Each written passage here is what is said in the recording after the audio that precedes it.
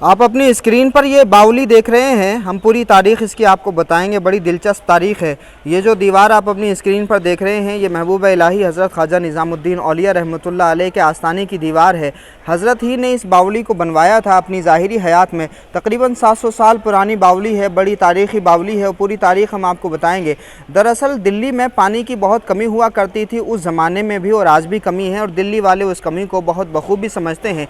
इसलिए अल्लाह वाले हमेशा मखलूक की राहत का काम करते हैं, लोगों की आसानियों के लिए कोशिशें करते हैं। तो हज़रत महबूब इलाही हज़रत ख्वाजा निज़ामुद्दीन औलिया रहमतुल्लाह अलैह ने इस बावली को बनाने का इरादा किया और बावली की तामीर का सिलसिला शुरू हुआ। जब हज़रत महबूब इलाही इस बावली की तामीर करा रहे थे तो उसी दौर में दिल्ली में सुल्तान गयासुद्दीन तुगलक का किला भी तामीर हो रहा था। अब हुआ यह कि सुल्तान गयासुद्दीन तुगलक के किले में जो मज़दूर काम किया करते थे, वही मज़दूर इस बावली को भी बना रहे थे। तो रात में वो इस बावली को बनाया करते थे और दिन में गयासुद्दीन तुगलक के किले में काम किया करते थे। अब वो तमाम के तमाम मज़दूर वहाँ पर जाकर के कुछ देर आराम करते थे या सुस्ती से काम करते थे रात में जागने की वजह से।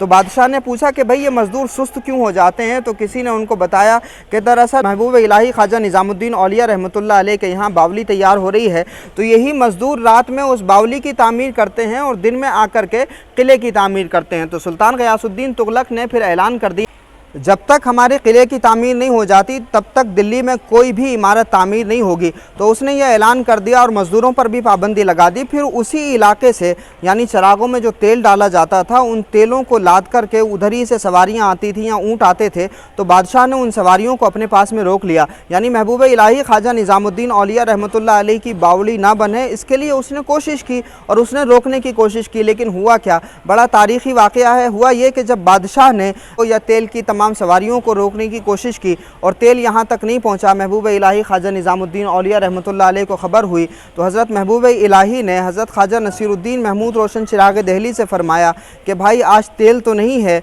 तो फिर ऐसा करो कि इन चिरागों में पानी डाल करके इनको रोशन कर दो। फिर हज़रत ख्वाजा नसीरुद्दीन महमूद रोशन चिराग दहली ने महबूब इलाही के हुक्म पर पानी चिरागों में डाला और फिर जब उनको रोशन किया तो वो चिराग रोशन हो गए। और उसी वजह से फिर उसी वक्त से हज़रत ख्वाजा नसीरुद्दीन महमूद रोशन चिराग दहली का लक़ब रोशन चिराग हो गया। तो फिर बादशाह ने रोकने की कोशिश की थी इस बावली की तामीर को, लेकिन वो रोक नहीं पाया। हज़रत महबूब इलाही ने ख्वाजा नसीरुद्दीन को हुक्म दे करके इस बावली के चिरागों को फिर पानी से रोशन करके दिखा दिया।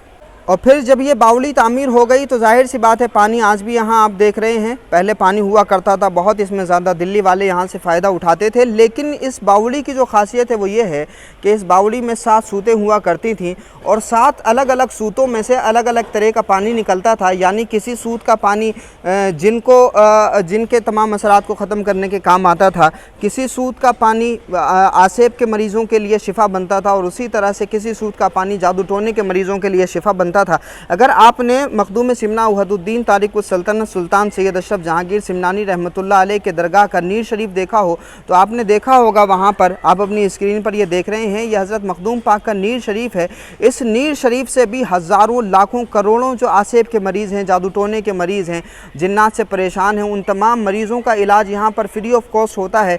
लोग यहाँ से पानी भरकर भी ले जाते हैं, पीते भी हैं, इससे नहाते भी हैं। तो अल्लाह रब्बुल इज़्ज़त इस पानी के ज़रिए उनको शिफा अता फरमाता है, क्योंकि इस पानी को इस जो नीर शरीफ है, इस नीर शरीफ को कई औलिया किराम ने, तकरीबन 700 औलिया किराम का तज़किरा मिरातुल असरार में लिखा हुआ है कि 700 औलिया किराम ने इस नीर शरीफ को खोदा है और हर फावड़े पर अल्लाह की ज़रब लगती थी।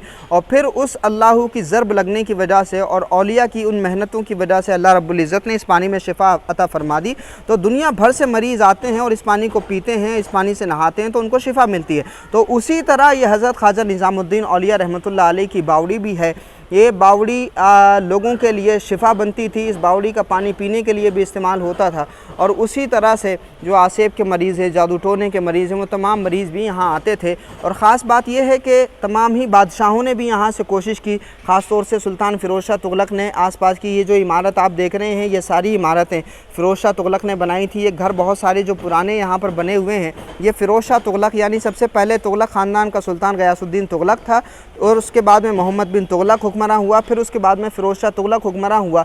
तो गयासुद्दीन तुगलक की चूँकि महबूब इलाही के एक जुमले की वजह से मौत हो गई थी, हुनूस दिल्ली दूरस, कि अभी दिल्ली दूर है, तो फिर दहशत बैठ गई थी बादशाहों में भी कि सूफिया से नहीं उलझना चाहिए, इसलिए उन्होंने सूफिया के हवाले से नरमी दिखाई, और फिर फ़िरोज़ शाह तुगलक बहुत बड़ा अक़ीदतमंद बना। और महबूब इलाही की खानकाह में भी कुछ जगह उसने ख़ुद ही तामीर करवाई थी, और उसी तरह से आसपास की ये जो पुरानी इमारत आप देख रहे हैं या पुरानी दीवारें आपको दिखाई दे रही हैं, ये दीवारें भी फ़िरोज़ शाह तुगलक ने बनाई थी। अच्छा, इस बावली का तज़किरा ख़ुद सर सैयद अहमद ख़ान ने किया है। अच्छा, वो लोग जो सर सैयद अहमद ख़ान के यूनिवर्सिटी में पढ़ाते हैं या वहाँ से पैसे हासिल कर रहे हैं, वहाँ पर नौकरी कर रहे हैं, तो उनको तो ख़ास तौर से पढ़ना चाहिए, समझना चाहिए कि आप सर सैयद अहमद ख़ान से अगर उनकी ज़ात से दिलचस्पी रखते हैं तो उनके नज़रियात से भी दिलचस्पी रखिए। सर सैयद अहमद ख़ान ने आसारुस सनादीद जो उनकी किताब है, आसार दिल्ली पर, और दिल्ली की तमाम तारीख़ी क़िलों को और दिल्ली की तमाम तारीख़ी मस्जिदों को, तारीख़ी दरगाहों को उन्होंने उसमें बयान किया है। तो उसी में इस बावली का भी तज़किरा सर सैयद अहमद ख़ान ने किया है, और उन्होंने ये भी बताया है